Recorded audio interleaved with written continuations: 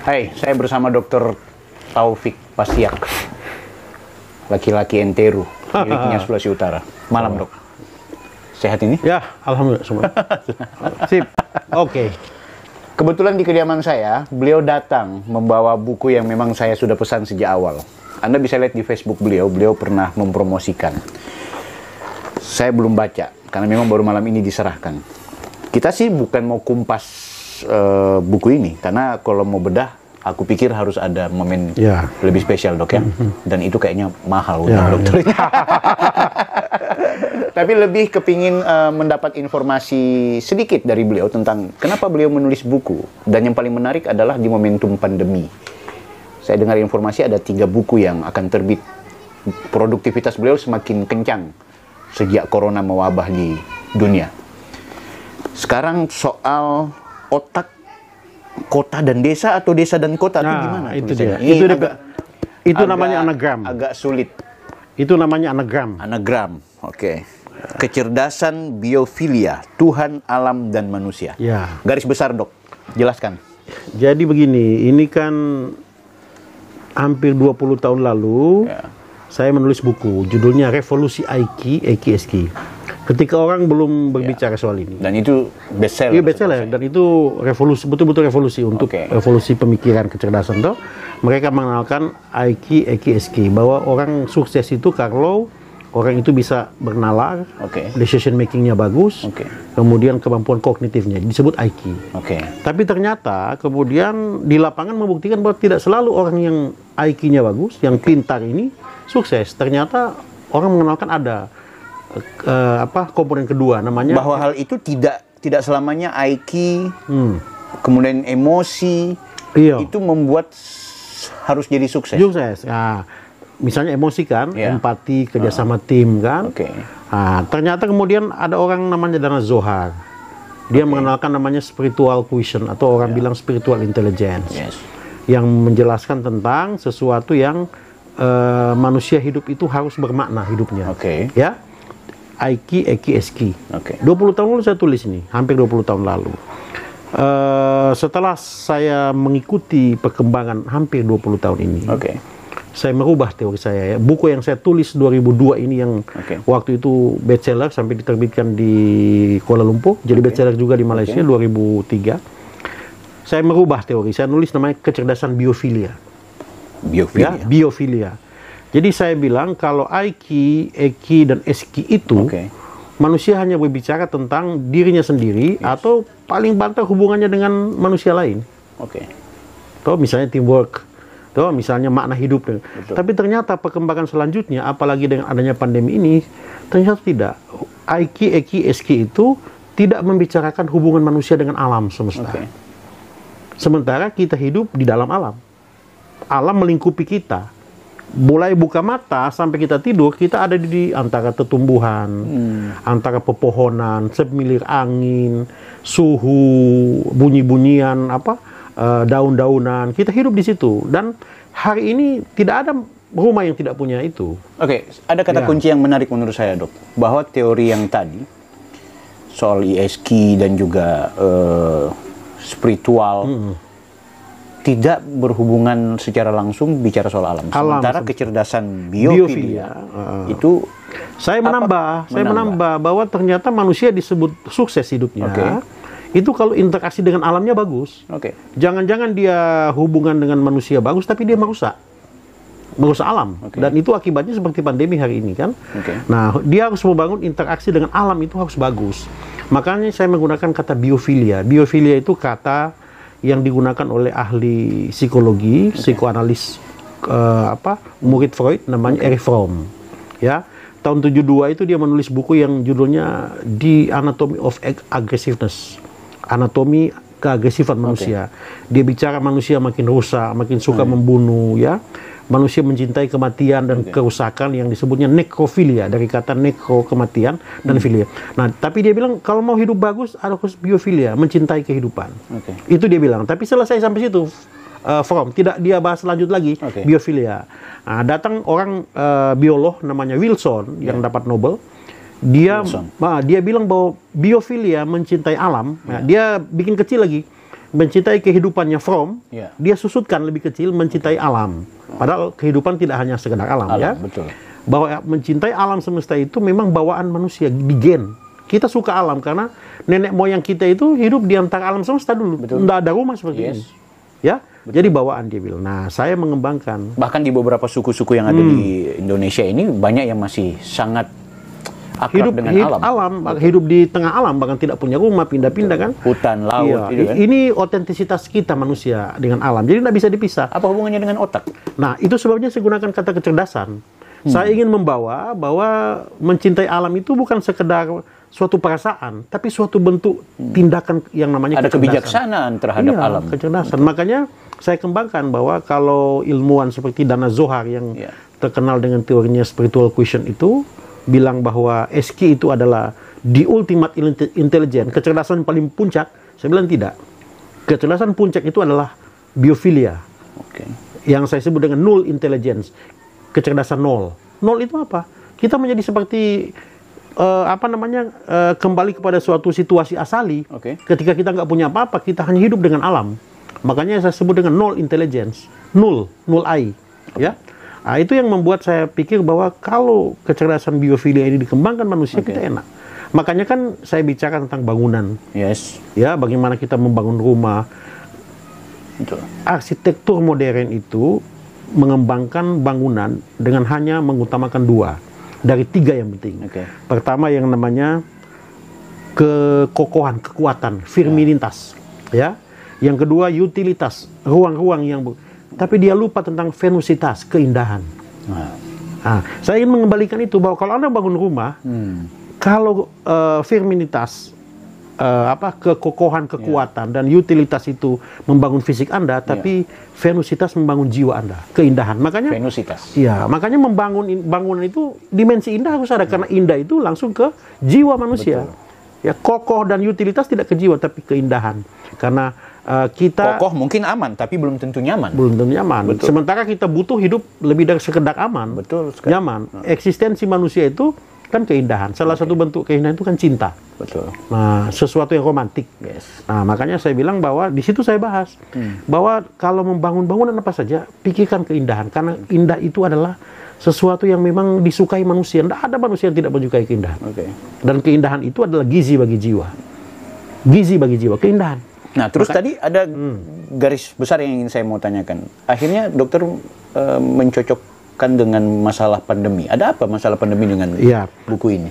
Pandemi itu kan membuat kita kembali ke rumah. Ketika kita kembali ke rumah, sudut-sudut bangunan, ini bangunan misalnya, suara-suara yang tidak pernah kita dengar pada waktu kita sibuk, di rumah mau tidak mau kita dengar. Kita mulai mengenal sudut-sudut rumah kita, pertumbuhan di halaman yang dulu nggak pernah kita tahu. Karena kita kembali kan. Rupanya dengan pandemi ini membuat kita mengisolasi diri, social distancing, kita merasa dekat dengan alam. Coba lihat sekarang orang menanam bunga, ya, orang menanam pohon, bahkan pot-pot bunga itu laku keras. Manusia mulai kembali ke alam. Saya punya kolam ikan. Ya, kolam ikan. Saya sudah mulai bikin-bikin taman kecil-kecilan. Ternyata kita mencintai alam bawaan. Tapi itu hilang dari manusia modern dengan ada bangunan-bangunan. Makanya saya sengaja sebut kecerdasan dengan harapan bahwa ini mempengaruhi kemampuan manusia mengambil keputusan. Bagaimana? Alam membentuk manusia bisa membuat keputusan-keputusan tertentu. Dari mana sisi? Sehingga nanti manusia membuat keputusan harus mempertimbangkan alam. Ya. Ada satu studi di Denmark, saya tulis di situ, studi kolosal, 50 tahun studinya. Dia membandingkan masyarakat yang hidup di daerah yang di sekitarnya itu ada tumbuhan, ada pepohonan hijau. Dia meneliti anak-anak itu sampai mereka umur 50-an tahun lebih. Dibandingkan dengan anak-anak yang dibesarkan di satu tempat yang tidak ada pohon, yang sama sekali gersang. Anda tahu enggak 50 tahun kemudian? Anak-anak yang dibesarkan di tempat yang penuh dengan pepohonan, ya, dengan rumput, dengan tanaman-tanaman, kemudian ada kehidupan yang dekat dengan alam itu, dari 12 gangguan jiwa yang dia selidiki, mereka tidak punya.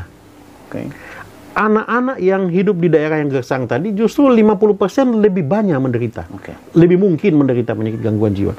Jadi dari situ orang Denmark berkesimpulan, orang-orang Skandinavia ini, Finlandia, Swedia, Denmark, coba Anda lihat mereka punya kehidupan kan?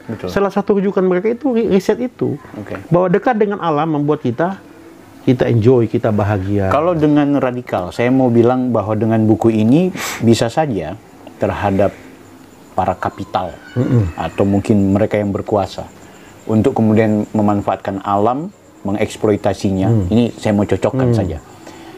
Mengeksploitasinya untuk kepentingan yang sifatnya ekonomis. Kalau kira-kira buku ini dibaca, apakah kemudian buku ini bisa mengerem lajunya mereka untuk tidak merusak alam, walaupun kepentingannya pembangunan? Atau buku ini hanya sekedar warning saja? Bisa nggak buku ini diarahkan ke sana? Makanya kan saya komunikasi dengan Menteri PUPR di itu. Di halaman depan itu ada statement Menteri PUPR. Untuk apa? Supaya ini bisa jadi kebijakan. Jadi kebijakan, dan kebijakan itu harus betul-betul praktis. Kebijakan daerah. Saya berharap nanti kan kemudian buku ini bisa membuka wawasan, ya, bisa membawa pencerahan bagi terutama pemimpin daerah. Mulai dari presiden sampai dengan lurah sampai dengan kepala lingkungan, bahwa kalau membangun perhatikan ini. Ya, ada 7 aspek yang Anda harus perhatikan dalam kecerdasan biofilia itu ada 7 komponen. Ya, mulai dari kedermawanan. Anda harus, kalau Anda hubungan baik dengan orang itu, praktisnya adalah dermawan. Anda membantu. Tidak boleh berhenti sampai di Anda, oh iya saya simpati. Enggak, Anda harus bantu. Oh ini orang miskin, orang ini nggak sekolah, orang ini nggak. Anda harus bantu. Itu disebut kedermawanan. Bukan hanya sekedar seperti dibilang oleh kecerdasan emosi, empati. Nah, saya tidak berhenti sampai situ ya. Harus Anda turun tangan. Solutif. Jadi kita memecahkan masalah. Nah, yang kedua itu saya bicara tentang bangunan, ketiga pohon, keempat makanan, kelima kemampuan kita mengendalikan diri, ya, keenam hubungan kita dengan Sang Pencipta, yang ketujuh adalah inovasi. Karena inovasi ini saya nulis buku sendiri, saya tidak bahas itu, saya nulis buku sendiri. Karena mantra yang paling luar biasa hari ini adalah inovasi. Inovasi itu kita mengubah yang sudah ada menjadi lebih baik tanpa merusak. Kan alam, tanah, gunung nggak diciptakan ulang oleh Sang Pencipta. Kita hanya melakukan inovasi yang misalnya sampah. Sampah ini masalah modern. Kita harus berpikir inovatif menyelesaikan ini.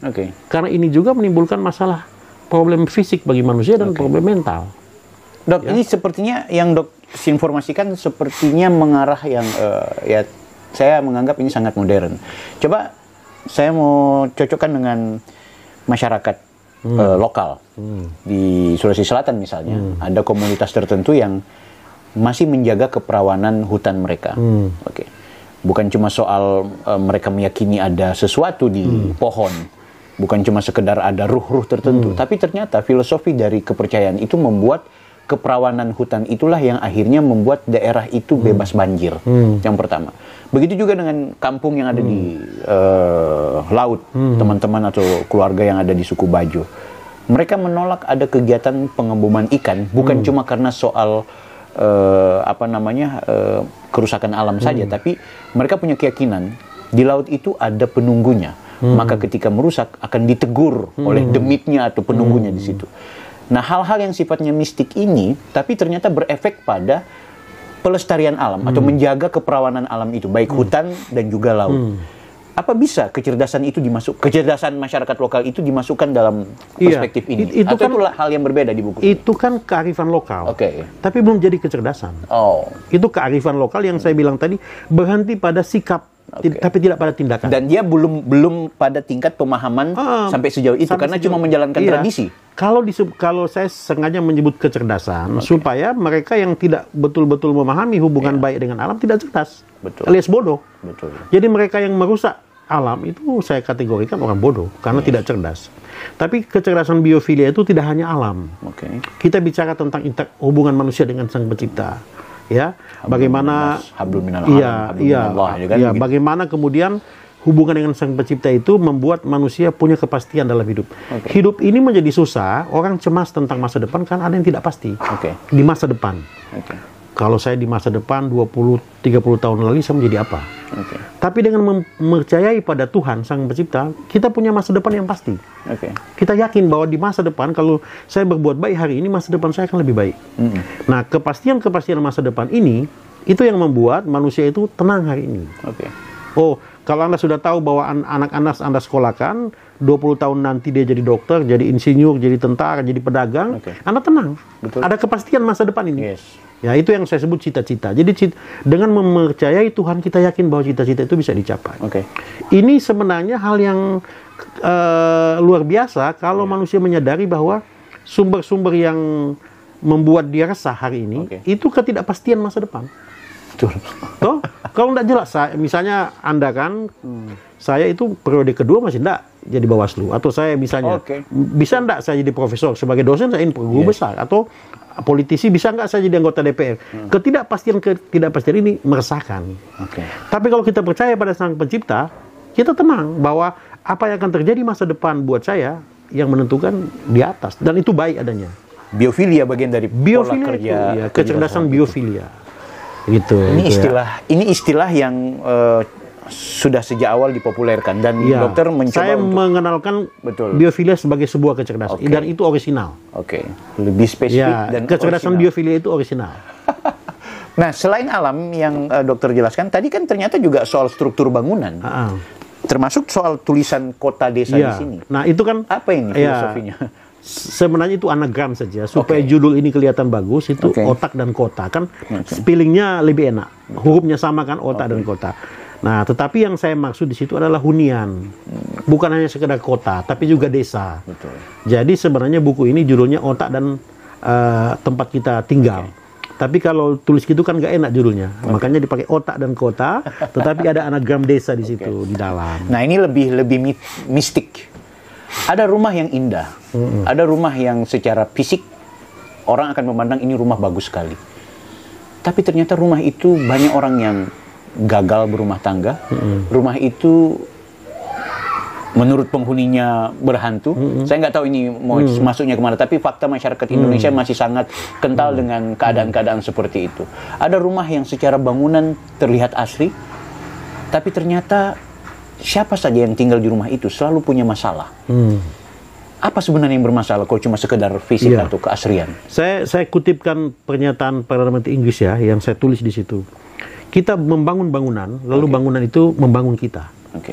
Kita mendirikan bangunan, bangunan yang kita dirikan mempengaruhi kita. Jadi artinya, apa yang kita bikin itu mempengaruhi kita. Oleh karena itu, ada orang bilang, seperti tadi Anda bilang ada mistik sebenarnya. Tapi kearifan-kearifan kuno, macam di India itu ada yang namanya Wastu Widya. Kalau di Cina namanya Feng Shui. Ya. Ini ajaran-ajaran yang luar biasa menurut saya. Karena misalnya Feng Shui itu kan contoh, ya, posisi matahari masuk ke rumah itu seperti apa. Ya, pintu kita menghadap kemana. Ini bukan soal mistik, tapi arah angin, posisi pohon, ya, kemudian letak tanah, itu akan menentukan di mana kita. Dan kalau di kedokteran itu dipelajari dalam ergonomi namanya. Kursi yang kita duduki akan menentukan lama atau tidak kita duduk.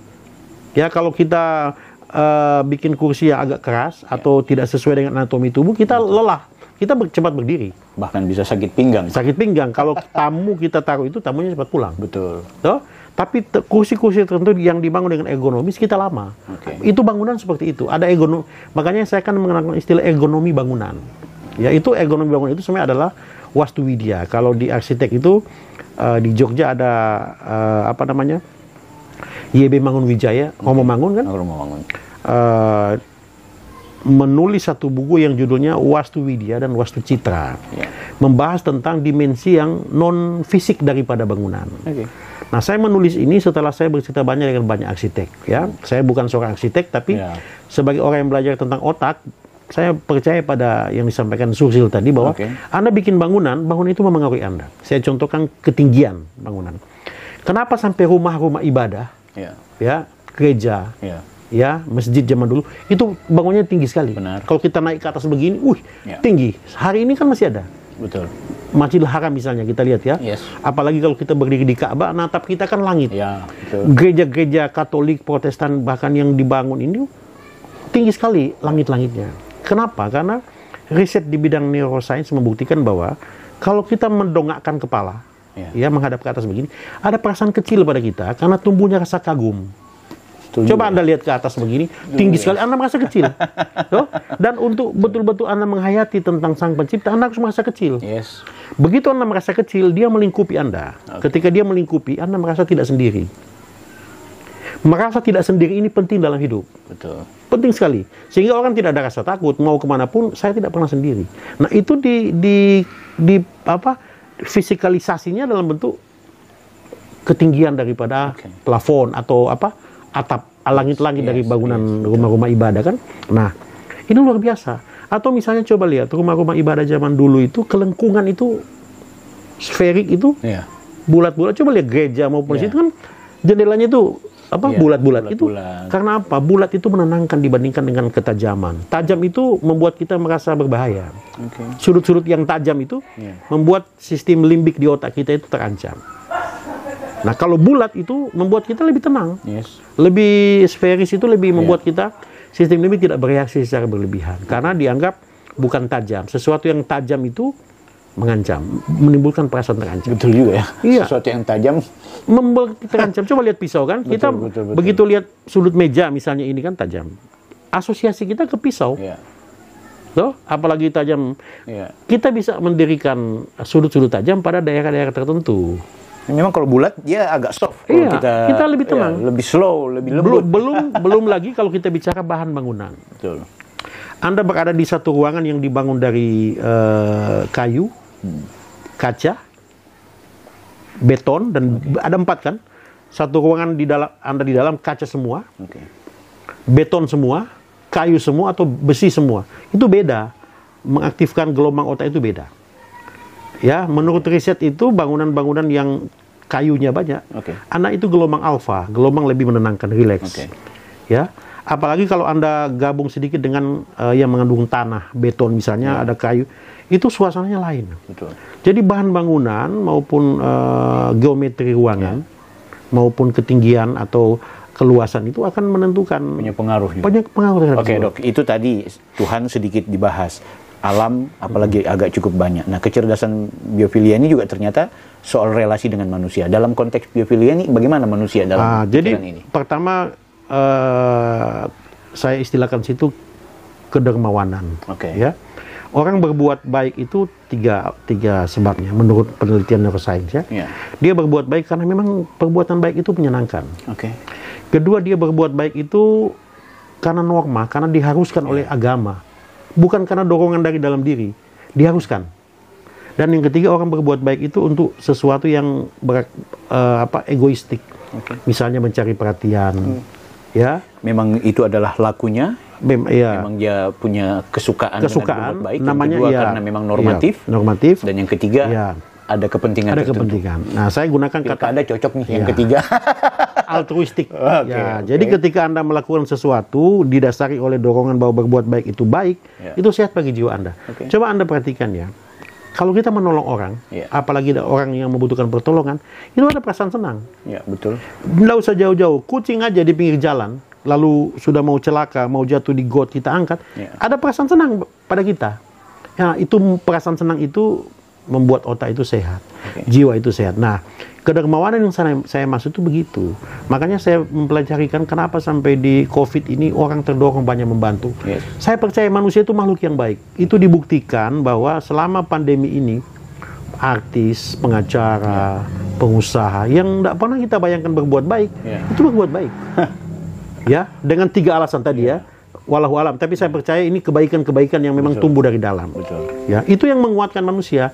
Jadi kebaikan-kebaikan yang tidak prasyarat, tidak ada prasyarat apa-apa itu membuat manusia itu saling peduli. Nah, kita hari ini kan level pedulinya dalam rangka.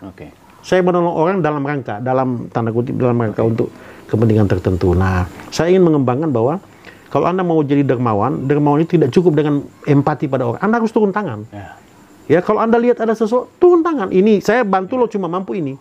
Ya, saya mengangkat aja ini karena cuma mampu fisik. Saya ada duit. Itu yang turun itu bertindak dan datang hadir pada suatu situasi itu jauh lebih penting. Dok, terakhir. Kenapa banyak orang harus membaca buku ini? Kalau dia ingin tiga hal yang, kalau dia ingin dia memiliki 3 hal dalam hidup, dia harus baca buku ini. Karena pertama, selain buku ini perenungan saya mendalam sebagai ilmuwan, ya, sebagai aktivis sosial. Saya ini ilmuwan, dosen, tapi saya aktivis sosial. Saya hidup dengan masyarakat. Saya tahu dinamika itu, dengan preman, dengan tokoh agama, dengan politisi, saya ada di antara mereka. Saya tahu dinamikanya, ya. Oleh karena itu kalau buku ini dibaca, itu selain ilmu pengetahuan juga pengalaman hidup. Nah, ada 3 hal yang menurut saya Anda dapat kalau Anda baca buku ini. Pertama, integritas. Apa itu integritas? Anda yakin bahwa kejujuran, kebaikan dalam hidup itu penting, berkaitan dengan Anda punya masa depan. Yang kedua, itu berkaitan dengan kreativitas. Anda menjadi terbuka wawasan, Anda menjadi inovatif. Dan yang ketiga itu produktif. Begitu Anda baca ini, Anda terdorong untuk menghasilkan sesuatu. Anda menjadi produktif. Jadi, integritas, kreativitas, inovatif, dan produktif. Kalau Anda membaca buku ini. Makanya, buku ini tebal tapi ditulis dengan bahasa yang bisa dipahami oleh semua kelompok masyarakat. Luar biasa. Ya, saya menulis dengan bahasa yang ringan, tetapi kalau Anda lihat itu rujukannya lebih dari 1000. Saya sebenarnya lihat status-statusnya dokter aja, saya anggap tulisannya dokter ini menjamah semua kalangan. Makanya ini 20 tahun akumulasi pemikiran, tapi saya tulis 3 bulan. Tapi akumulasi sudah ada 3 buku, ada buku yang berikut yang sedang dalam percetakan itu. Salah satu aplikasi praktis daripada kecerdasan biofilia itu dalam soal memasak. Orang nggak tahu bahwa memasak itu adalah salah satu cara membuat otak sehat. Coba lihat ya. Di bab 1 itu saya menulis di buku yang... Pantas banyak ibu-ibu di dapur sehat. Saya menulis tentang pengaruh food delivery. Food delivery itu merusak. Karena Anda kehilangan kesempatan memasak. Memasak itu dari segi ilmu otak, melatih Anda punya fungsi eksekutif, memori, berpikir linear, ya, decision making, prediction, memasak ya. Tapi hilang. Dan banyak kasus-kasus post-stroke, orang-orang yang menderita gangguan berpikir, itu terapinya kalau di barat itu dengan disuruh memasak. Misalnya bikin tinutuan. Kita akan bergerak pikiran kita, bikin tinutuan apa bahannya? Lalu apa yang mau dicampur? Iya. Mau dicampur bagaimana supaya enak? Kita prediksi. Nah, baru yang kedua, di buku yang sedang dalam percetakan ini, saya menjelaskan juga tentang makan bersama. Orang tua kita mengajari kita untuk makan bersama. Ibu, bapak, anak. Tapi kita meninggalkan itu. Kita meninggalkan itu. Anda tahu enggak, makan bersama itu yang saya kutip di bab ke-5 itu, menaikkan IQ. Makan bersama bagi seorang anak. Menghindari dia dari penyalahgunaan obat, membuat dia lebih tenang hidupnya. Itu riset semua yang sangat luar biasa. Itu makan bersama. Anda duduk di meja, ya, suami, istri, anak-anak, makan bersama. Itu membuat Anda mendapatkan sesuatu yang tidak Anda dapatkan dengan makan sendiri. Nah, itu aplikasi praktis dari buku saya ini. Saya nulis khusus itu, tapi itu buku tipis. Saya tulis untuk ibu-ibu. 100 halaman saja. Memasak dan makan bersama itu sebagai terapi bagi kesehatan otak. Gagah. Dan tetap ujung-ujungnya soal kecerdasan biofilia. Dan itu aplikasi dari biofilia. Saya ingin supaya orang menjadi apa... Tapi tetap dasarnya harus baca ini dulu dong. Supaya itu enak. Nanti habis dari kuliner pasti akan... Ada beberapa tips, termasuk kreativitas, termasuk tentang bangunan, ya, bagaimana saya menjelaskan soal kelengkungan.